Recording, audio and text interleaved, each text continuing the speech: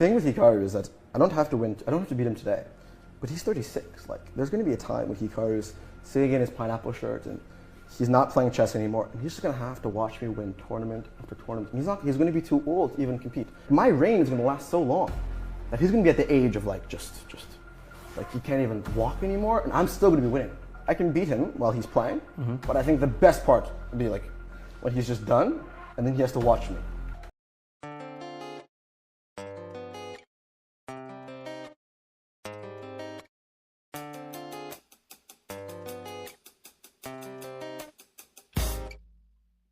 Another good move. Look at this. Look at his pieces. It What looks shape is that? Is that a trapezoidal rhombus, a rhombozoidal trapezoid?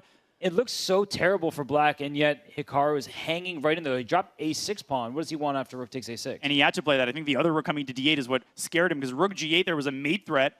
So at least he wards off the rook. Finally plays f5 a little bit later than I thought he would. And the position is heating up just as Hans's clock is dwindling down. Black's knight could also try to access those juicy dark squares on the king side. This ain't over. No, it's not. King h6. Oh, knight g3.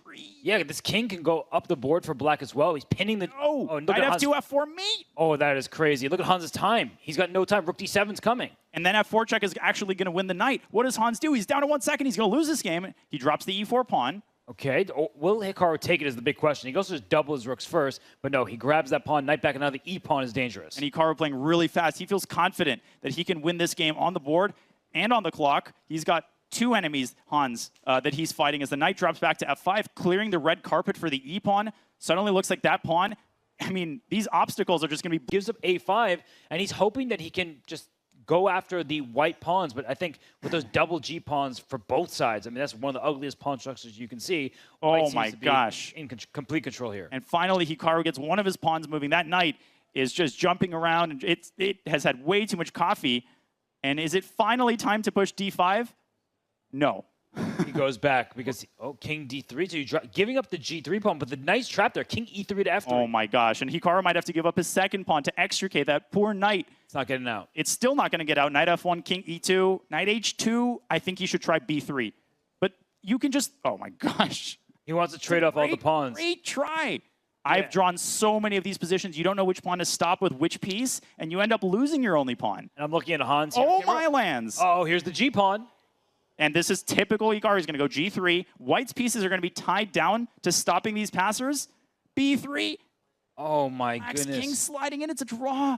It's like a split in bowling, right? You just can't get them all. The knight goes to g3. The king goes back to d5. And He blundered. Oh, no. Is it a win? Oh, look How at do you win? Look at his face. He's really upset. Oh, g1 queen. G1 equals queen. Oh, my gosh.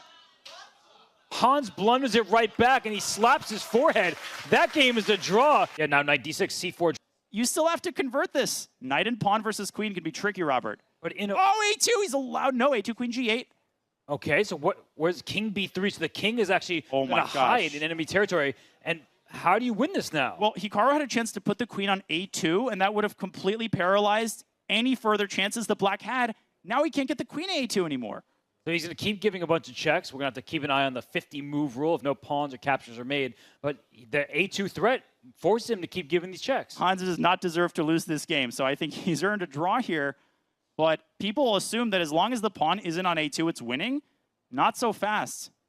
Oh he's allowed queen a2 again! And he missed it again. But he's still winning because his king is so close. Oh my gosh, but how do you win this? Queen a4, king and zag, king d3. Finally.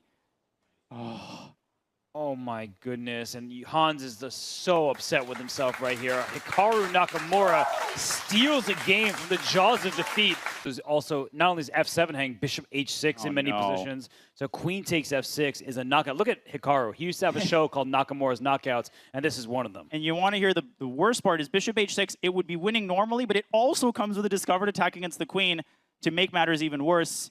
And matters could not possibly be worse for Hans's comeback chances because this lead has spiraled into a complete tailspin. It'll be at 6. And Hikaru versus Ali Reza. This is giving off those kinds of vibes. But Hikaru has a proven track record of comebacks. He wasn't able to make one. It's not looking like Hans is anywhere near a comeback right now. And where does this queen belong, Danya? What square would you go to? Well, queen c4 is tempting because it gets the queens off. But you pointed this out earlier, the knight coming to d3. That's a deal breaker. And so the queen parks itself on nice defensive square. Now the knight to b5. But that knight comes to d3, and apparently that was a huge Queen c7. Oh my Knight goodness. f3. Oh, the king on h2 is misplaced, so there's discovered attack. Look at Hikaru. He sees it. Look at that face. Ooh. I mean, he doesn't want to look at this. This is painful. The bishop on c3. Oh my goodness. Wind blowing in his hair. King f7. I mean, he is walking into the line of fire, but there's a queen trade on offer. And Danya, how do you avoid that queen g5? Oh, no. But you're 2 minor pieces down. Yeah, you can't afford to trade queens here. There's no hope. There's all pawns. There's a lot of pawns, but there's definitely no hope here. Oh, rook c7 is a good try, but everything is defended, and Hans resigns. Another win for Hikaru Nakamura. You could not ask for anything better. There's been so much anticipation going into this weekend, and you almost want the anticipation to continue. It's like that present you've been looking for, and you don't want to unwrap it. But I don't think any of us have regretted what we've seen thus far, and the most entertaining part very likely still ahead. I mean, Hikaru doing things to Black's kingside here that I don't want to speak about. You said entertaining, and suddenly there was a knight sack on g6. The black king went up and back, and Hikaru, he is doing well on the clock. He could take king h2. I mean, that's just such a Hikaru move. He wants rook b1, rook g1. Oh, my gosh. And he's only going to take the pawns on the king side when he's good and ready. You read his mind. I thought he was just sort of, putting his old Russian schoolboy hat on. No, he is putting his, I want to checkmate you in 3 moves. Hikaru, was that a statement win? Well, I mean, the fact is, 3 of the 4 players here are at a certain level. I mean, maybe yesterday didn't go my way, but I think it showed that, that when Hans says all these things, he's just not at the same level.